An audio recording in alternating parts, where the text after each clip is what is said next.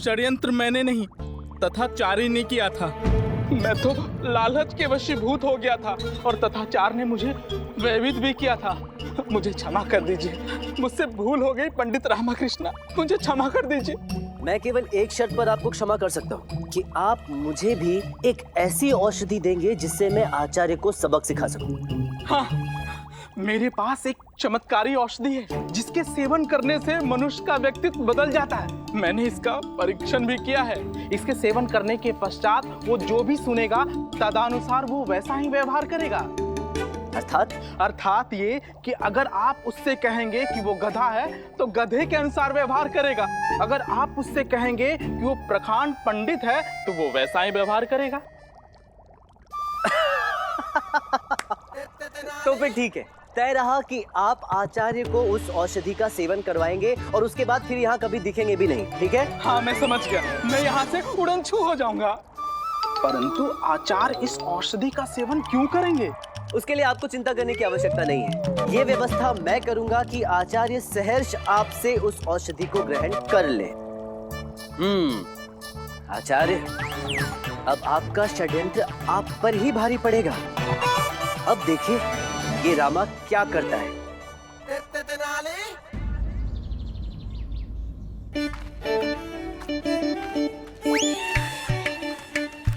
पंडित रामाकृष्णा, ये यहाँ क्या कर रहा है?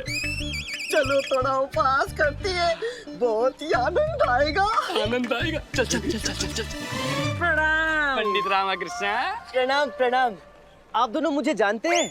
आपको कौन नहीं जानता, आप तो विश्वविख्यात पंडित हैं। अरे भी धन्यवाद धन्यवाद। अच्छा, ये बैंगन लेकर कहाँ जा रहे हैं? बैगन?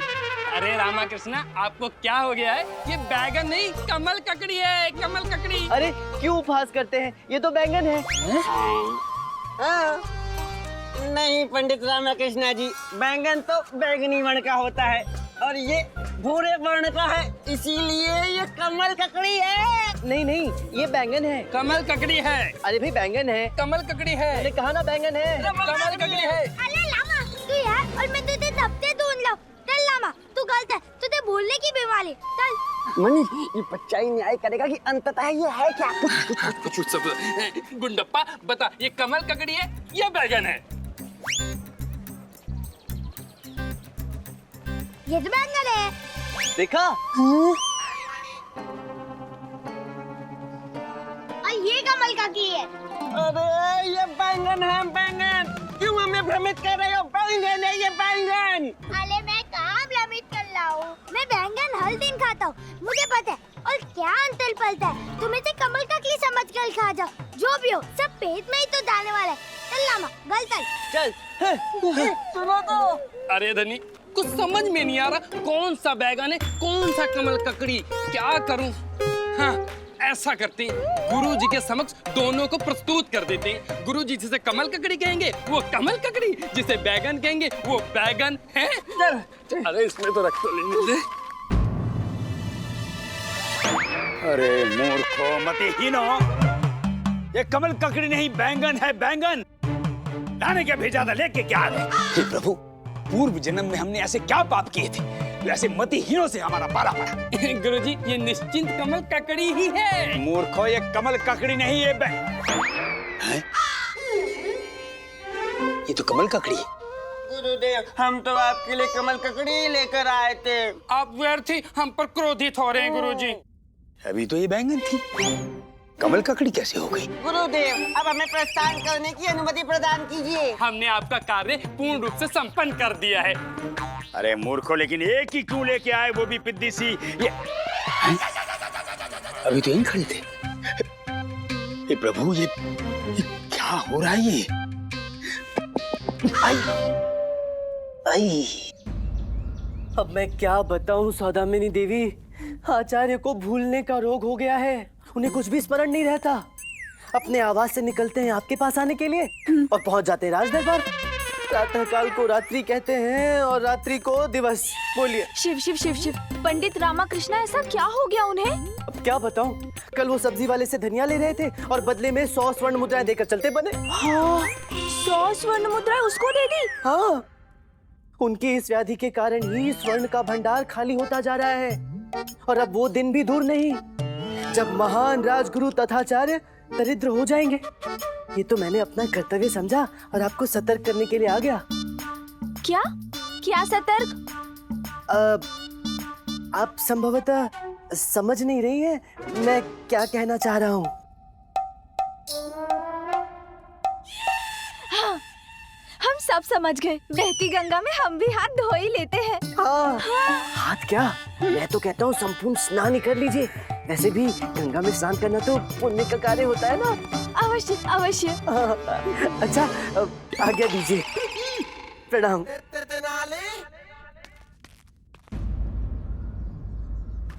आचार्य, प्रणाम आचार्य।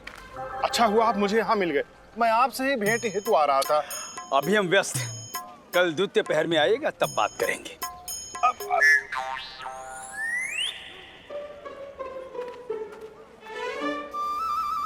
अरे कोतवाल जी, प्रणाम। प्रणाम।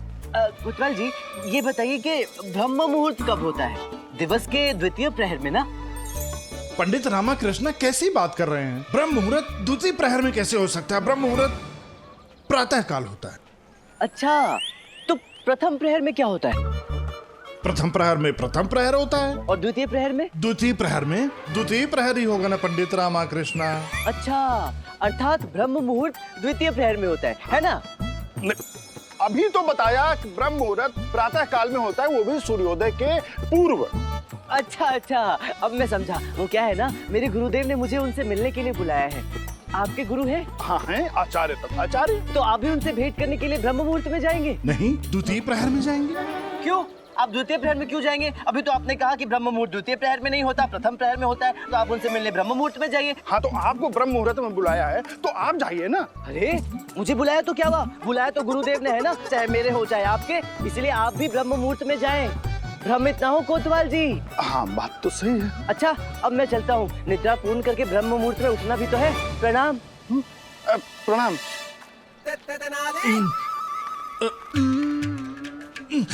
मैं भी जाके सो जाता हूँ, लेकिन भेंट करने कब जाऊं? प्रथम प्रहर में? नहीं, द्वितीय प्रहर में, ब्रह्म मुहूर्त में। मैं सचमुच भ्रमित हो रहा हूँ।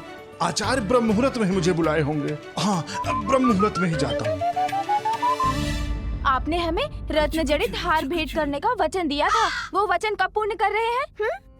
हमने कब वचन दिया था? स्मरण नहीं? जब हमारा घुंघरू टूट के शैया के नीचे गिर गया था। घुंघरू टूट के शैया के नीचे गिरा था और हमने रत्न जड़ित हार भेंट करने का वचन दे दिया। ऐसा कैसे हो सकता है? हम पूर्ण रूप से आपको स्मरण कराते हैं। करवाइए। जब आप घुंघरू ढूंढने के लिए शैया के नीचे घुसे थे और आपकी कमर अकड़ गई थी और हमने खींच के निकालने में आपकी टांग मरोड़ दी थी। आपका शीश शैया में लगी हुई कील से छिल गया था। चीखने में आपकी जीवा दांत के मध्य आके कट गई थी। हमें स्मरण है। तो रत्न जड़ित हार आपको स्मरण नहीं था? इतने कष्टों में रत्न जड़ित हार भेंट करने का वचन कैसे दे सकते थे हम? दिया था आपने वचन, किंतु अब आप मुकर रहे हैं। आप सब भूल जाते हैं। हमें सब स्मरण रहता है। अब तो आप वचन देकर भी भूल जाते हैं। अरे सौदामिनी देवी, आप तो रुष्ट हो गई। हमारी जो स्मरण शक्ति है बहुत तीव्र है। हमें सब स्मरण रहता है। वो जो गीत गाते हैं आपके लिए, वो भी हमें स्मरण है। तेरे द्वार खड़ा है जो सब तो स्मरण है। फिर ये इतनी बड़ी बात कैसे भूल सकते हैं हम? कैसे? लगता है वैद्य से मिलना पड़ेगा।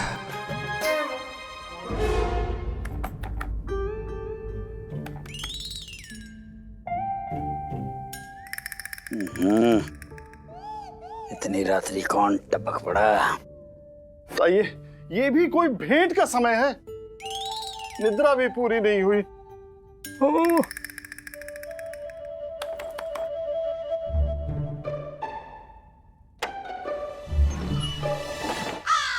प्रणाम आचार्य। अरे इतनी रात को मध्य रात्रि यहाँ क्या कर रहे हो? मध्य रात्रि नहीं आचार्य, ब्रह्म मुहूर्त। और आपने ही तो भेंट के लिए बुलाया था मुझे। हमने बुलाया था? हाँ, हमने तो द्वितीय पहर में बुलाया था। आप भूल रहे हैं आचार्य, ब्रह्म मुहूर्त कहा था आपने। हमें स्मरण है, हमने द्वितीय पहर में बुलाया था। आपकी स्मरण शक्ति क्षीण हो रही है। ब्रह्म मुहूर्त, कुछ स्मरण आया आपको? ब्रह्म मुहूर्त कहा था आपने आचार्य। जाइए जाइए आप यहाँ से, हमें आपसे कोई भेंट नहीं करनी है, जाइए। क्या हो गया है आचार्य को? विचित्र सा व्यवहार कर रहे हैं।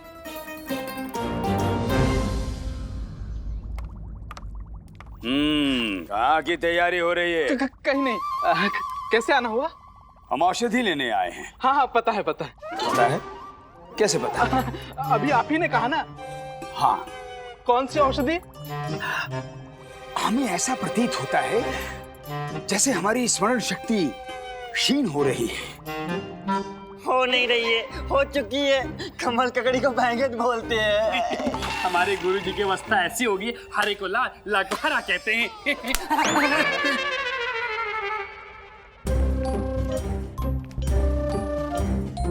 इसे शुद्ध शीतल जल के साथ प्रातः काल और संध्या काल को सेवन करें, लाभ होगा और आपकी स्मरण शक्ति वापस लौट आएगी। धन्यवाद। अब हमारा भीतर उड़न छू करने का समय आ गया है। हाँ। जाइए। गुरुजी, ये बार बार नीचे चले जाते हैं। हमें लगता है इन्होंने मेज के नीचे सुरंग बना के रखी है। गुरुजी, हम अभी पता करते हैं।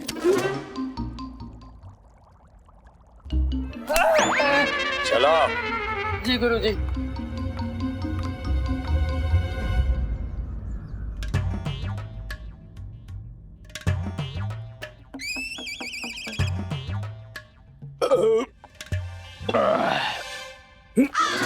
ये क्या था? ये क्या?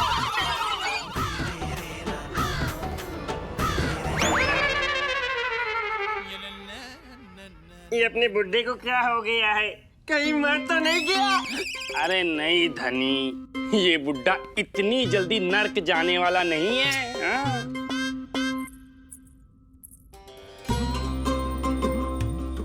प्रभु दिन में ही निद्रा मग्न हो गए। कोई बात नहीं, हम तब तक सब काम व्यवस्थित कर लेते हैं।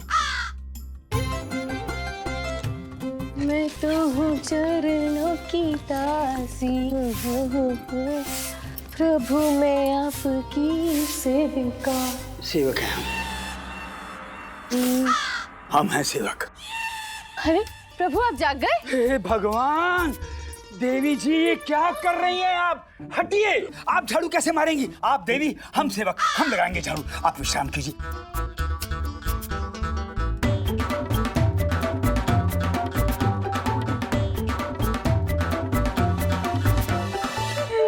आपको क्या हो गया है? क्यों हमें पाप का भागीदार बना रहे हैं? देवी हैं आप, देवी हैं, देवी, देवी, आप रो रही हैं। हमसे क्या पाप हो गया देवी? आप हमसे रुष्ट हो गई। क्षमा, क्षमा कर दीजिए, इस सेवक को क्षमा कर। हम आपको प्रसन्न करने के लिए अपना शीश काटकर आपके चरणों में अर्पित करेंगे देवी। हम आपको प्रसन्न करेंगे। स्वामी, आपको क्या हुआ? अरे गुरुजी रुक जाइए, रुकिए। हमारी देवी हमसे रुष्ट है, हम अपना बलिदान देंगे। औषधि, औषधि, अभी लाए। औषधि काम करेगी। हमें अपनी सेवा करने दीजिए। स्वामी शांत। ये हाथ औषधि ग्रहण करें स्वामी। हम नहीं खाएंगे। आपको हमारी सौगंध, हमारी सौगंध स्वामी। आपने सौगंध दे दी? आप औषधि ग्रहण करें स्वामी। अवश्य, हम अवश्य खाएंगे, हम अवश्य खाएंगे। जल दो। हाँ, ये लीजिए जल।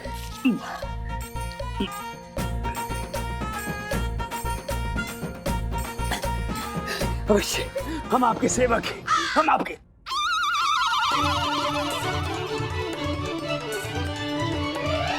हो गया हमारे स्वामी को, ऐसा व्यवहार क्यों कर रहे हैं? थोड़ा मानसिक तनाव का असर है। गुरु माता, आप किंचित भी चिंतित ना होइए। हम राज दरबार के द्वारपाल की तरह पहरा देंगे। आप निश्चिंत हो जाइए गुरु माता, हम हो जाएंगे द्वारपाल। हम हैं द्वारपाल, हम हैं द्वारपाल। आप राजपुरोहित हैं? नहीं, हम द्वारपाल हैं। हमें दरबार में उपस्थित होना है, हमें विलम्ब हो रहा है। हटिए, हटिए। स्वामी, हम हैं? तुम्हारा इतना साहस? तुम हमारा स्थान ग्रहण करो और यहाँ खड़े हो जाओ। जाओ जाओ यहाँ से। ये क्या कर रहे हैं गुरुवर आप? गुरुवर? तुमने हमें गुरुवर कहा? क्यों कहा? अच्छा अच्छा, तुम्हारे कहने का तात्पर्य है कि इस द्वार की रक्षा करने की शिक्षा हमने तुम्हें दी है। अच्छा, ये कैसा विचित्र व्यवहार कर रहे हैं आप? लाइए, हमारा भाला हमें दीजिए। नहीं देंगे। क्यों देंगे? राज दरबार के द्वार के रक्षक हैं हम। यदि भाला दे देंगे तो रक्षा कैसे करेंगे?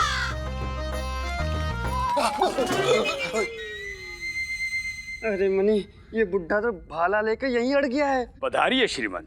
गुरुवर, आप यहाँ क्या कर रहे हैं? आपने भी हमें गुरुवर कहा। अंततः कितने लोगों को द्वारपाल का प्रशिक्षण दे रहे हैं हम। अद्भुत है। वैसे गुरुवर, जैसी आपकी योग्यता है उस हिसाब से तो आपके ऊपर द्वारपाल का ही पद सुशोभित करता है, परंतु पता नहीं कैसे आप इस दरबार के, इस राज्य के राजगुरु बन गए। तो राजगुरु जैसा व्यवहार कीजिए ना गुरुजी। नहीं, हम द्वारपाल जैसा व्यवहार करेंगे। भाला छोड़िए गुरुजी। छोड़िए भाला, छोड़िए गुरुजी, छोड़िए, छोड़िए। अरे छोड़िए गुरुजी। अरे पंडित रामकृष्ण, मंत्रीवर, हमारे गुरुवर की रक्षा कीजिए। हाँ हाँ, आप दोनों शांति रखिए, बस कुछ क्षणों की प्रतीक्षा कीजिए। महाराज बस दरबार में पधारते ही होंगे, फिर सब ठीक हो जाएगा। अरे धनी, रामाकृष्ण तो स्वस्थ प्रतीत हो रहा है। हाँ। महाराज महाराज की जय, महाराज की जय, महाराज की जय।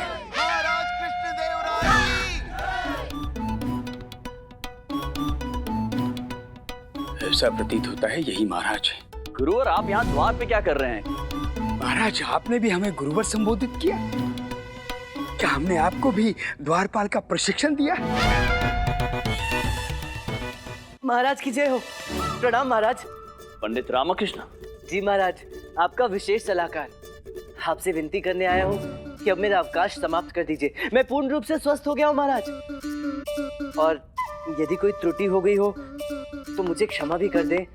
पंडित रामकृष्ण, आप स्वस्थ हो गए हैं, हम प्रसन्न हैं, परंतु आप स्वस्थ हो गए और गुरुवर अस्वस्थ हो गए हैं। ये द्वार पे क्या कर रहे हैं?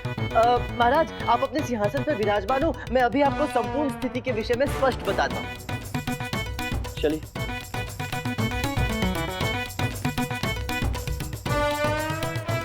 पंडित रामकृष्ण। जी महाराज। तो महाराज, आप ये जो कुछ भी देख रहे हैं, ये औषधियों का चमत्कार है। औषधियों के चमत्कार?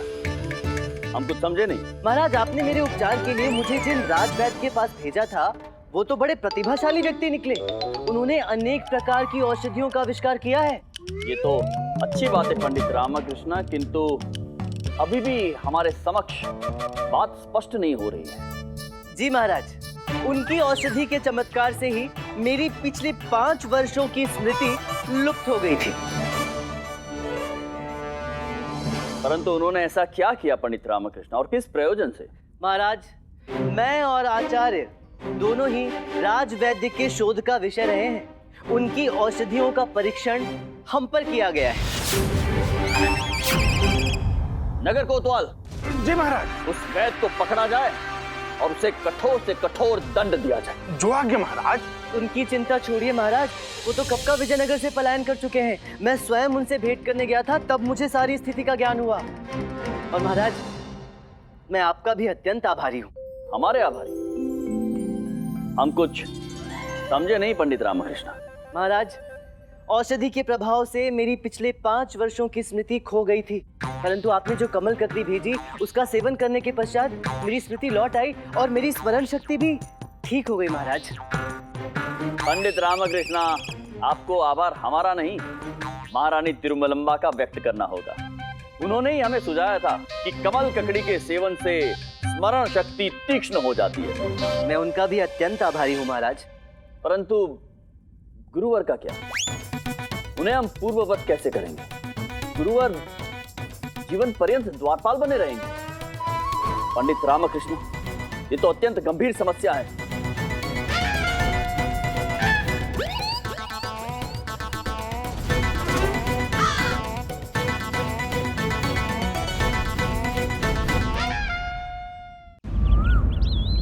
एक उपाय है महाराज, जिससे संभवतः आचार्य का उपचार हो सकता है। क्या उपाय है पंडित रामकृष्ण? हम तत्पर है, शीघ्र बताइए। महाराज, यदि हम यही व्यक्ति परिवर्तन करने वाली औषधि का सेवन आचार्य को करवाएं और उनके कान में वो सब कहें जो वो पहले थे, अर्थात द्वारपाल बनने से पहले जैसे आचार्य थे, यदि हम वो सारी बातें उनके कान में कहें तो संभवतः वो पहले की तरह आचरण करने लगेंगे, अर्थात पूर्ववत हो जाएंगे। तो पंडित रामकृष्ण प्रतीक्षा किस बात की है? शीघ्र कीजिए उस औषधि का उपयोग और गुरुवर को ठीक कीजिए। जो आ गया महाराज।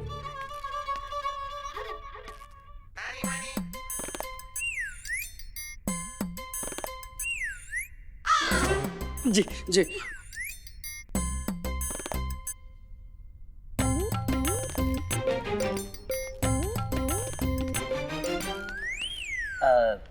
द्वारपाल जी, जी महाराज का आदेश है कि आपको इस औषधि का सेवन कराया जाए। जो आज्ञा महाराज। अपने दोनों हाथ आगे कीजिए। नहीं, हम केवल एक ही हाथ आगे कर सकते हैं। दूसरे हाथ में हमारा भाला है जिसे हम त्याग नहीं सकते। ये जो भाला होता है ये द्वारपाल के शरीर का अंग होता है श्रीमंत, जिसे पृथक नहीं किया जा सकता है। ठीक है, रहने दीजिए। आप अपने दोनों हाथ आगे मत कीजिए, मुंह खोलिए अपना। जी।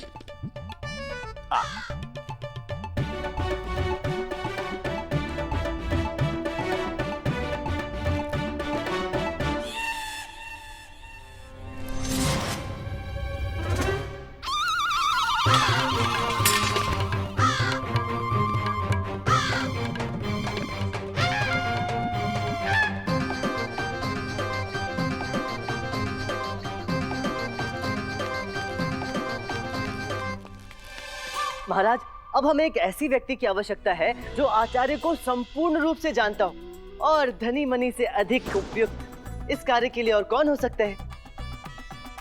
धनी मनी, जाइए और आचार्य के बारे में जो कुछ भी जानते हैं उनके कान में जाकर विवरण कर दीजिए। जी रामकृष्ण।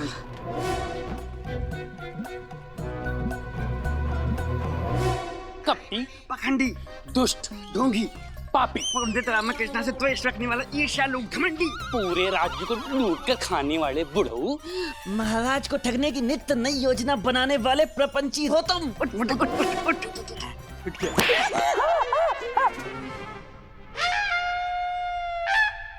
हम यहाँ दरबार में क्या कर रहे हैं?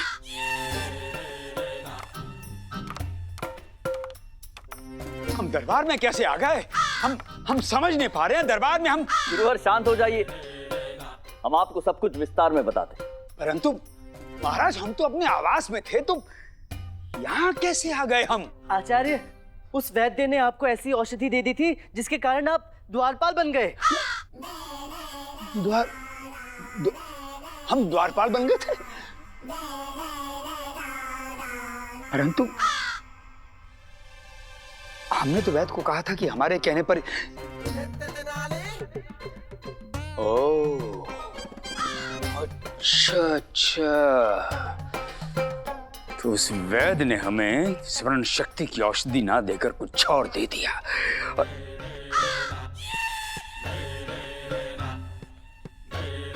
महाराज, हम उस वैद्य को तो नहीं छोड़ेंगे, कदापि नहीं छोड़ेंगे, और उसे भी नहीं छोड़ेंगे जिसने वैद्य से ये कार्य करवाया। आचार्य, मुझे लगता है आपको आराम करने की आवश्यकता है। महाराज, आचार्य को आराम करने की अत्यंत आवश्यकता है। उचित बात कह रहे हैं आप पंडित रामकृष्ण। गुरुवर, हम चाहते हैं कि आप थोड़ा विश्राम करें। धनी मनी, आप गुरुवर को सकुशल उनके घर पर ले जाइए। जी महाराज। चलिए, प्रस्थान कीजिए।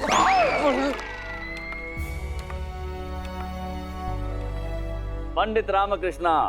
जी महाराज। आपने एक बार फिर अपने चातुर्य से इस समस्या का समाधान कर दिया। आपने न केवल स्वयं को अपितु गुरुवर को भी ठीक कर दिया, और एक वैद्य के अनैतिक कार्यों को सामने लाकर आपने संपूर्ण राज्य की रक्षा की है।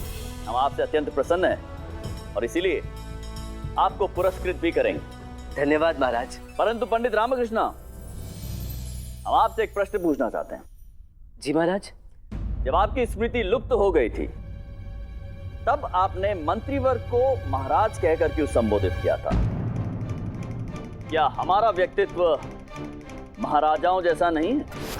वो क्या महाराज के राजा ऐसे खाते पीते घर का मोटा ताजा होना चाहिए, ऐसी सामान्यतः मान्यता है।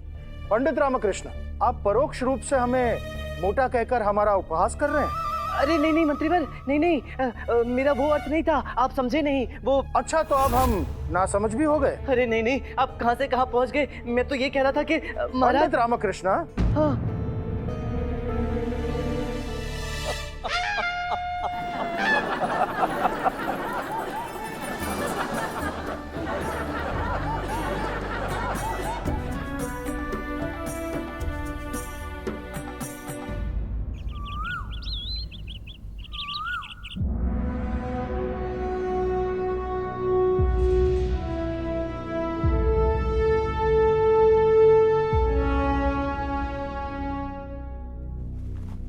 महाराज, आप कोई विचार में डूबे हुए हैं। ऐसा क्या है जिसके लिए आप इतने व्यग्र और चिंतित हैं?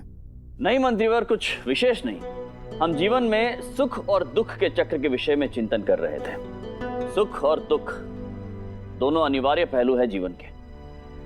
हम ये विचार कर रहे थे क्या इन दोनों का एक ही वाक्य में समावेश हो सकता है, एक ही वाक्य में ये परिभाषित हो सकते हैं कि नहीं, जिसमें इन दोनों का संपूर्ण अर्थ निहित हो। हम ये विचार कर रहे थे। गुरुवर, आपका इस विषय में क्या विचार है? महाराज, आप तो जानते हैं कि हमें शास्त्रों का ज्ञान है, वेदों के विषय में हर प्रकार का महाज्ञान है हमें। परंतु महाराज, यह असंभव है कि जीवन के सुख और दुख को एक वाक्य में परिभाषित किया जा सके। क्षमा करें महाराज, परंतु मेरे विचार से ये संभव है। गुरुवर, जहाँ पर आपका ज्ञान समाप्त होता है ना, पंडित रामकृष्ण के ज्ञान के द्वार वहीं खुलते हैं।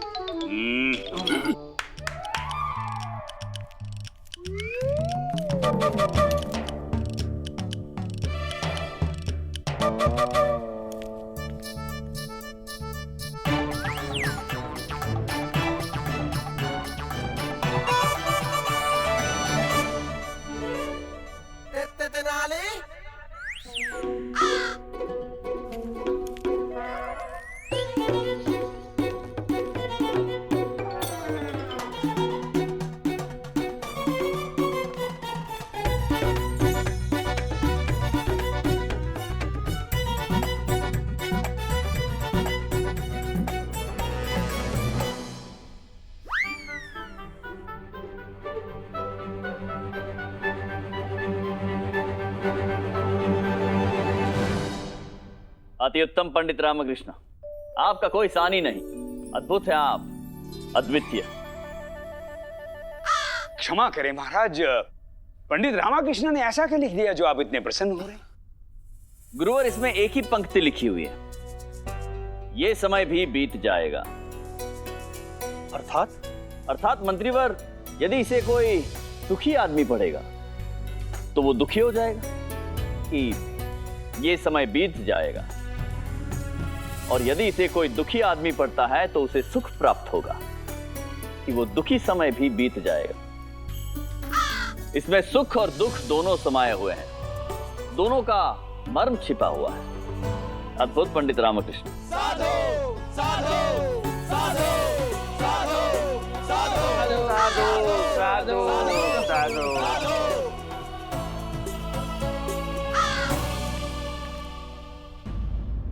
महाराज, तालिकोटा राज्य के सुल्तान शमसुद्दीन जफर के दूत बन्ने खान इस राज दरबार में उपस्थित होने की अनुमति चाहते हैं। हाँ मंत्रीवर, हमने उन्हें एक संधि प्रस्ताव भेजा था। संभवतः उसी विषय में वार्तालाप करने आए होंगे। उन्हें शीघ्र भीतर बुलाया जाए। जी महाराज।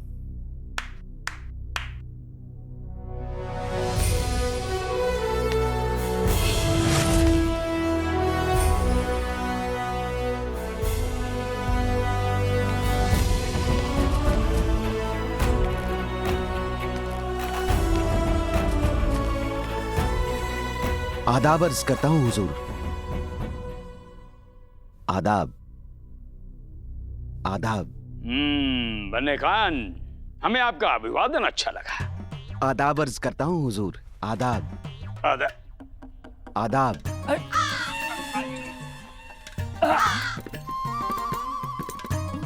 बस बस बस बस बस, आदाब आदाब। हमारी कमर है, तीर कमान नहीं है जो खींचे जा रहे हो, खींचे जा रहे हो। अब महाराज के समक्ष अपने आगमन का उद्देश्य स्पष्ट कीजिए।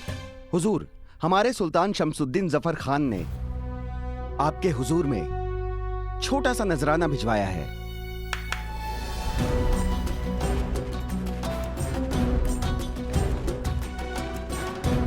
हमारे मित्र ने हमारे लिए भेंट भेजी है।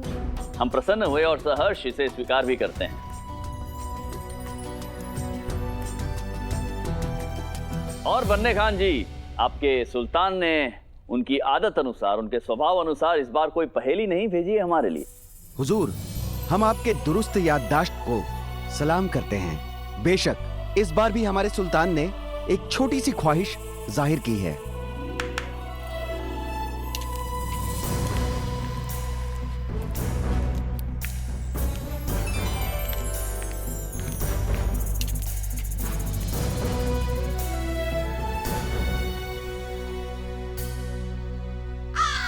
खाली मटका।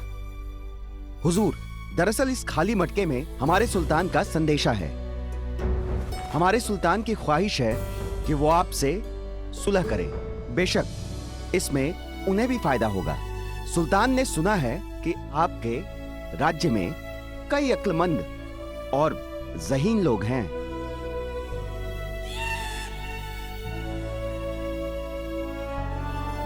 सत्य कह रहे हैं आपके सुल्तान। इसीलिए हमारे सुल्तान ने ये खाली मटका आपके हुजूर में भेजा है, ताकि मेहरबानी करके आप इसमें कुछ बुद्धि भरकर भेज दीजिए।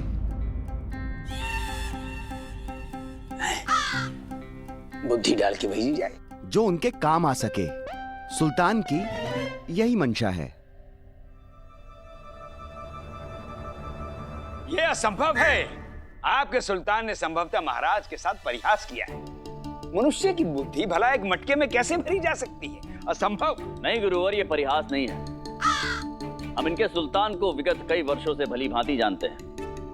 यदि ये इस मटके में बुद्धि चाहते हैं तो हम उनकी ये मंशा समझ गए हैं और इसे अवश्य पूरी करेंगे। परंतु कैसे महाराज? क्या हमारे राज दरबार में ऐसा कोई भी व्यक्ति नहीं है जो इस मटके में बुद्धि भर सकें, ताकि हम अपने मित्र की मंशा पूरी करें और उनके प्रश्न का उचित परिउत्तर दें?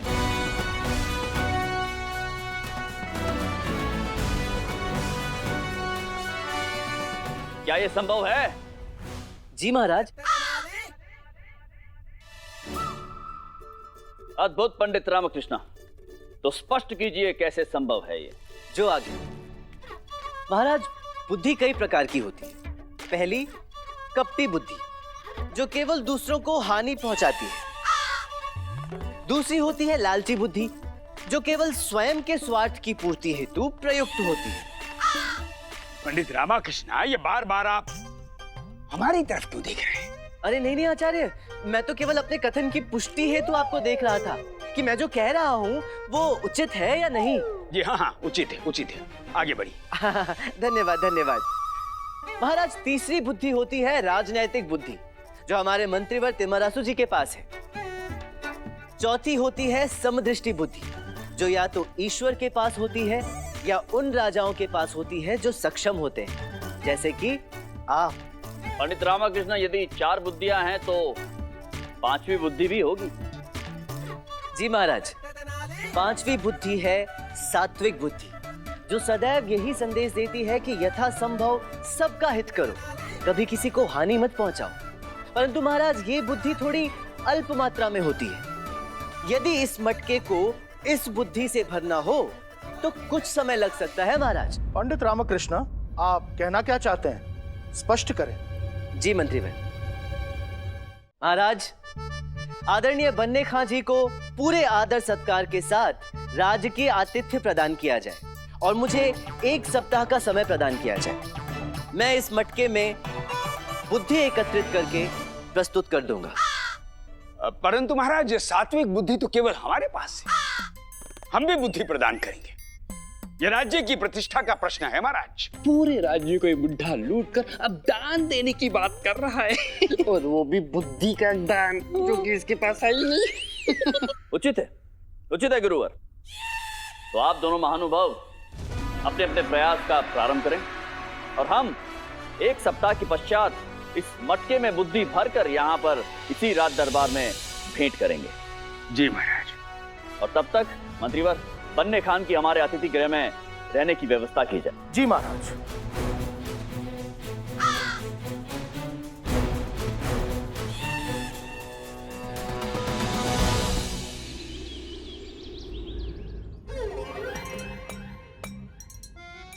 हम भी पंडित रामाकृष्णा के साथ प्रतियोगिता के चक्कर में नई नई समस्याएं मूल ले लेते हैं।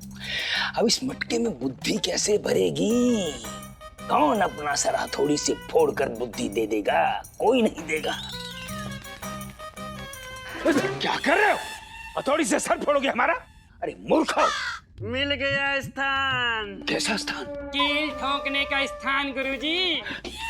कील ठोकोगे तो हम मर जाएंगे। हम तो सदैव कील ठोकते रहते हैं। इससे पूर्व तो आपको कुछ भी नहीं हुआ। इससे पूर्व हमारे सर पर कील कब ठोकी गई? सर में? अरे गुरुजी, आपके सर में कौन कील ठोक रहा है? ये कील तो हम उस दीवार पर ठोक रहे हैं। देखिए अपने पीछे।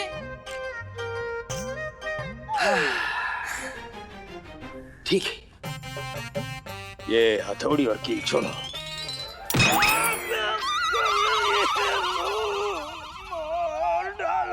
गुरुजी, हमने तो आपके ही आदेश का पालन किया। आपको अपने पैर हटा लेना था ना गुरुजी। जब पूरी बात सुना करो। मूर्खो, हमने कहा कील और हथौड़ी छोड़ो और ये सोचो इस मटके में बुद्धि कैसे भरी जाए। इस मटके में बुद्धि कैसे भरी जाए।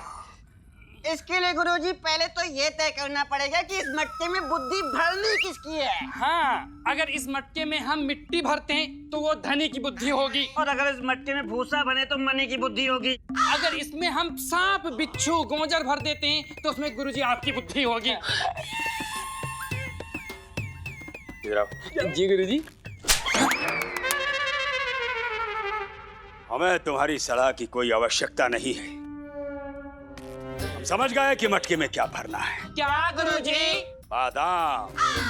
बादाम खाने से बुद्धि तीव्र होती है। गुरुजी, बादाम खाने से बुद्धि तीव्र नहीं होती। आप भी तो प्रतिदिन बादाम निकलते रहते हैं। तुम्हारा कहने का तात्पर्य क्या है? कहने का ये तात्पर्य है कि पंडित रामाकृष्णा तो बादाम नहीं खाता, परंतु उसकी बुद्धि आपकी बुद्धि से कितनी तीव्र है ना?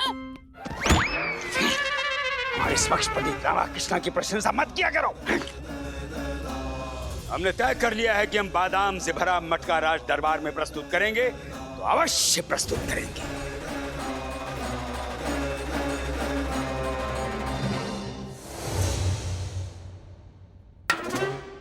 एक मूर्ख ने बुद्धि मांगी और दूसरा मूर्ख मटका लेके बुद्धि भरने चला है। तुम मुझे मूर्ख कह रही हो? नहीं नहीं नहीं, हम नहीं कह रहे, अम्मा कह रही है। शब्द केवल हमारे हैं, विचार तो अम्मा के हैं। परंतु अम्मा सच ही कह रहे हैं। आप बुद्धि लाएंगे कहाँ से? लानी तो पड़ेगी शारदा।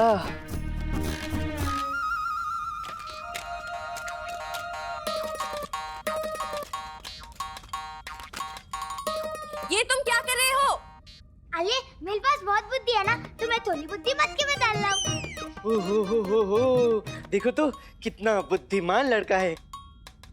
गुंडप्पे, एक खाली मटके से दूसरा खाली मटका नहीं भरा जा सकता। हट, हट, हट। जीवन जीने की 500 सलाह एक पर्ची पर लिखकर इस मटकी में डालकर उस सुल्तान को भेज देंगे। प्रतिदिन वो सुल्तान एक पर्ची पढ़कर अपना जीवन सुधार लेंगे और फिर ऐसी मूर्खतापूर्ण बात कभी नहीं करेंगे। अरे अम्मा, ये तो बहुत अच्छा सुझाव है।